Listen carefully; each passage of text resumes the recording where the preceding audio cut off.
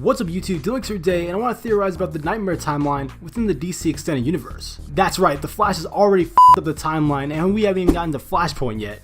That feels like an oversimplification. So let's backtrack to 2016, the release of Batman v Superman, Dawn of Justice, and when the Martha meme was born. Martha. Why did you say that now? Anyways, one of the most unexpected moments in Batman v Superman was the reveal of the Flash contacting Bruce from the future, saying find us, meaning find the other metahumans on Earth, fear him, meaning be afraid of Superman, and Lois Lane being the key, whatever that means. And by the end of Batman v Superman, Bruce Wayne takes the future Flash's advice and works with Wonder Woman to assemble the Justice League, seeing that Bruce made a promise to Superman he wouldn't fail him in death. But what if the Flash hadn't shown up to warn Bruce about the future? How would the rest of Batman v Superman have turned out? Let's start with the fight between the Dark Knight and the Man of Steel. The fight would play out differently with Superman taking the woman's advice about some men need to be stopped with a fist. A man like that, words don't stop him. You know what stops him? A fist. So in this case, Superman wouldn't hold back against Batman, whether it be by breaking his arms or tearing his armor to shreds, which would have Superman become the victor of the battle and leave a wounded Batman in the abandoned building. After the battle with Batman, Superman would try to find his mother with his super hearing, but the pain and suffering of Gotham citizens overwhelms Superman, which would lead to Martha's death, seeing that Superman has ran out of time. Enraged by the death of his mother, Superman goes to confront Lex Luthor, only to discover a new threat being born: Doomsday. Now the fight against Doomsday will remain the same for the most part, with the Trinity working together, but have a Batman show up later in the fight to deliver an explosive fuse with spare kryptonite, but have Lois Lane caught in the blast radius.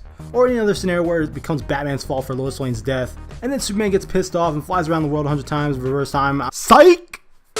But Superman would hold a grudge against Batman for not listening to him the first time, and since the two most important people of Clark's life are gone, he doesn't feel the need to be the savior of humanity anymore. Several months later, Steppenwolf and his army of parademons show up to collect the 3 mother boxes on Earth. In addition, Steppenwolf offers a deal to Superman by forming an alliance to overthrow Darkseid and have Superman become the ruler of this newly formed Earth, which would lead to an Injustice-style storyline where Batman starts a rebellion by recruiting metahumans like the Flash to fight against Superman. After Batman's death by the hands of Superman, the Flash would go back in time to warn Bruce of Superman's evil persona and tell Bruce that Lois Lane is the key to Superman's humanity. And the rest is history. And as a side note, Cyborg was actually supposed to appear in the Knightmare sequence during Batman v Superman, but was cut for unknown reasons, and as you can see from the image, his face is fully covered, just like in the Justice League trailer when he flies off into the sky. Now I don't know what side he would be fighting for, but he's looking kinda sinister to me. So let me know what you guys think in the comment section down below about my theory for the Knightmare timeline within the DC Extended Universe. Because for what we saw in Batman v Superman during that Knightmare sequence, it didn't look like an event that was happening 10 years into the future. Something that seemed like it was happening maybe in a couple years in the future, because Justice League takes place several months after Batman v Superman, so by that time Steppenwolf and his parademons would have invaded Earth, and it did show Superman's soldiers working with the parademons, so it would make sense. And whatever Batman did that caused Lois Lane's death had it either take place during the Doomsday fight or some other battle shortly after. So if you guys enjoyed the video, make sure to hit that like button, it really helps me out, and subscribe for more content from me on the DC Extended Universe and other films in general. I'm DMLX, I'll see you in the future.